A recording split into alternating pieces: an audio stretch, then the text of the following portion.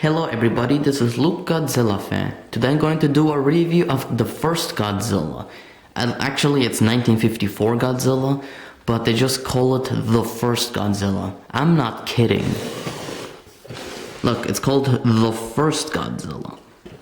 Which is ironic because this is Bandai Creations', well, I wouldn't say the last, but their most recent Godzilla figure. Godzilla 2004 doesn't count because it is a reissue. So this is basically their most recent or last Godzilla figure, which is actually the first Godzilla figure. You know, which is also kind of a weird, well, I don't think it's a coincidence, it was intentional, but the Bandai Creation Godzilla from 1954 was also Bandai Creation's first Godzilla figure. So this is basically their last figure is the first Godzilla, and their first figure is the first Godzilla. How confusing is that? Oh well. At least we have an awesome figure, that's what matters. I'm not gonna go into detail of the box because I already showed in my Godzilla 2004 video. So yeah, here's the figure. First of all, the detail is really good. The scales, well, yeah, the skin scales is really good. It looks kind of like what an X Plus figure would look like. And just for a comparison, we have an X Plus Godzilla. I don't know about you, well, the detail is, okay, they're both different companies, so it's gonna look different, but it's made in a style similar to an X Plus Godzilla. Not to mention, this Godzilla's design is similar to this one, if you think about it. The way he's holding his hands is also similar. Now that I think about it, the way he's holding his hands is actually similar to the way Godzilla is holding it in this DVD of Gojira. I mean, look at it. His hands is up here, and he has like his hands here. I think that's a coincidence, but it could be that they decided to model it, at least the hands, after here. And also, speaking of which, the scales here, they also look accurate, like here. The face doesn't look too accurate, but it's not trying to be accurate. I believe that this figure didn't try too hard trying to be the original Godzilla. It was actually trying to be a mixture of some of the early Godzilla costumes they use in the films. Like, for example, it does look a little similar, like the Godzilla from King Kong vs. Godzilla. Of course, except for the green, which is a lie. Godzilla's not really green in this film, which is a coincidence because the design of this Godzilla was actually used in Godzilla 2000, well, Godzilla 2000, which also had a little bit of green in it, which is odd considering that this poster pictures Godzilla as green. Well, that's a weird coincidence, but that's not really important. Both, the design is very similar to it, and again, it's also similar to the one of Godzilla, of Mothra vs. Godzilla. So yeah, they were trying to like combine some suits to put this here, so it's not just the 1954 Godzilla, it's several Godzilla suits put in a blender together, and well, you have this figure. So yeah, now going back to the detail of course on the chest is really awesome. The one on this figure made him look a little too bony. People say it looks like a man in a suit. I just think it makes Godzilla look like he hasn't, well, eaten something in like years. He's like, well, he doesn't have any nutrition anymore, looks very skinny. Oh well, here it really looks like he is, well, I wouldn't say he looks fat, but he looks like he has eaten, he doesn't look skinny. So yeah, his legs do look a little fat, but then again, I think that's how the suit was, it was really fat. And I actually like this, what they did. Here, they actually painted, well, not just, if you take a look at this figure, it's that red tongue, which people hate because they say that, if you look at here, the original Godzilla was black and white, obviously. So you look at here, Bandai decided to paint their figure, the tongue in black, because of course it's a black and white film, it would look silly. But Bandai Creation really fixed this problem with their first figure. They decided to, don't just add a red tongue, let's add a red mouth. And not just do the gums and tongue look really good with this color, it actually does look like Godzilla is like, he just ate something. Again, going with the thing that he doesn't look like he hasn't eaten in a long while.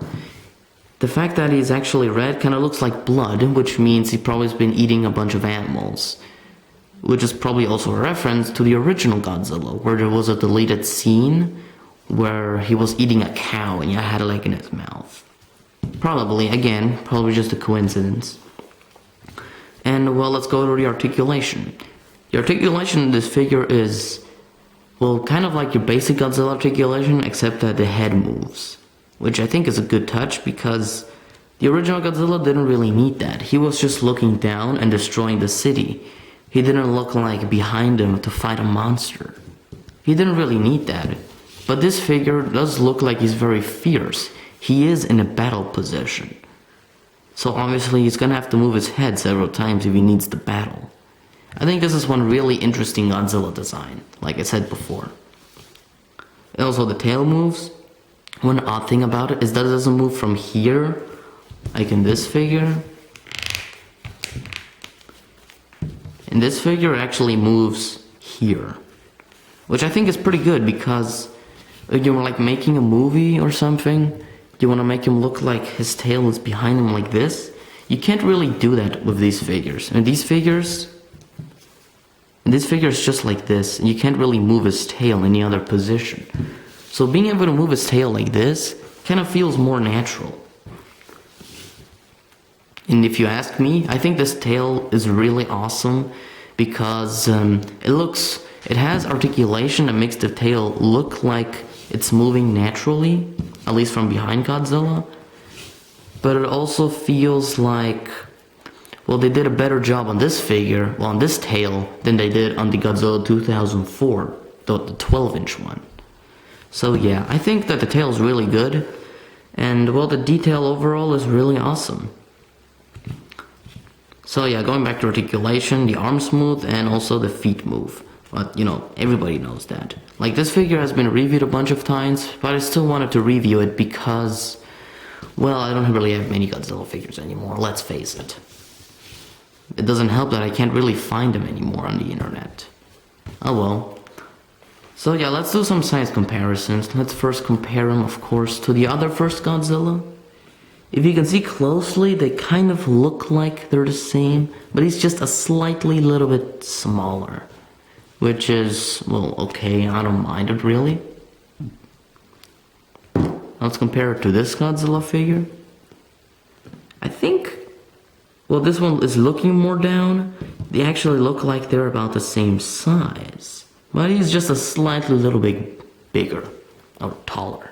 So yeah. So now let's size him up with some monsters. Let's first size him up with the smog monster, Hedorah. I think the size comparison is really good, because Hedorah isn't too big, but he isn't too small. Which makes the battle look, well, good. I mean, I've never watched Godzilla vs. Hedorah, and I don't think I want to. But, oh well, it looks like it would make a really good battle.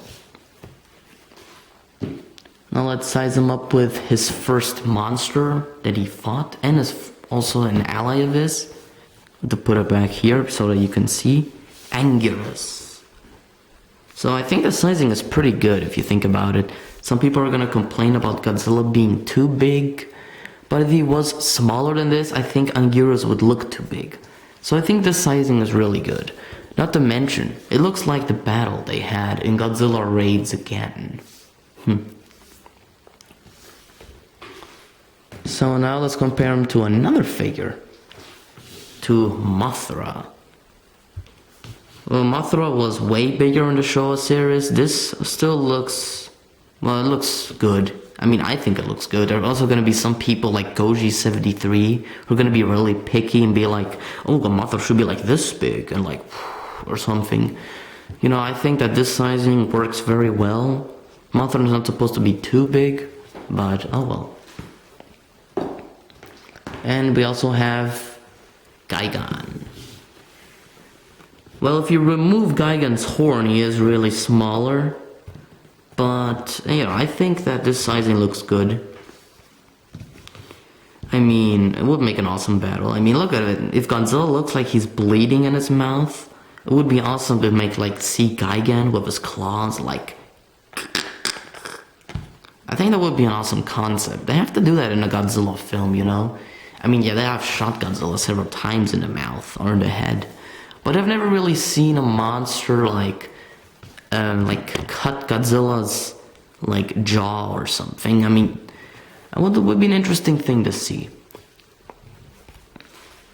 And let's just compare him to his last and most popular adversary, the mighty King Ghidorah. Again, referring to Goji 73, he would say that King Ghidorah is supposed to be bigger or something, but I think that this sizing looks good. It looks like a Showa match. Because, well, Godzilla doesn't look too big, but it doesn't look too small. I think the only reason King Ghidorah is bigger is because of his horn, and also because of his wings. So yeah, but it's logical. I mean, a dragon that flies should have wings that are bigger than his body. Well, it's logical, so yeah. So I think that this would make a really good battle. So overall, the sizing is very, very well, actually, if you think about it. They did a good job sizing him up with some of his the sizing looks good, so they made a good job sizing him up with his, well, classic adversary and classic allies. So yeah, so what do I think about this figure? I think that the detail is amazing. It looks like Bandai Creation outdid it themselves. Sure, they could have done a Godzilla 90s, but I'm really happy with the Godzilla 90s I have. I don't think they could do it better. So that they try to make this figure is actually a unique take or unique spin on a figure that they did before, but it wasn't that amazing. So yeah, it's basically kind of like the opposite of that. That Godzilla, the first Godzilla figure is amazing, it's a perfect film, and the remake that came out in 1998 was a piece of shit. So here it's kind of like the opposite. The first figure that they did about Godzilla wasn't really that amazing, but when they remade it, they outdid themselves. They made like a figure like none other. So yeah. Again, for how much should you buy this figure? Well, I wouldn't recommend going to the internet because, well, there are always people there who sell like for $20 or $30. I think Toys R Us is the best place to find it, because Toys R Us only has like the most recent waves. So they have like the most recent wave, it's always going to be a 6-inch figure is always going to be $13 or $12, and a 12-inch figure is always like 18, 16 or 19. So yeah, Toys R Us, or I think there's also a place called Kibi Toys. They're the best ones to sell these figures. So yeah, unfortunately they don't sell Godzilla figures here in Europe. So yeah, I'm screwed. But overall, this figure is well worth it. If you have like $13 to throw away, or like you really love Godzilla, you can like buy this figure and you're gonna be happy with it. And this is one of those few Godzilla figures where the tail doesn't really get in the way. It actually fits good in the box, and it actually adds something to the figure. So yeah, I highly recommend you get this figure, and well, I personally really like it. So yeah, thanks for watching this video. Please don't forget to rate, comment, and subscribe. And well, thanks for watching my video. Bye.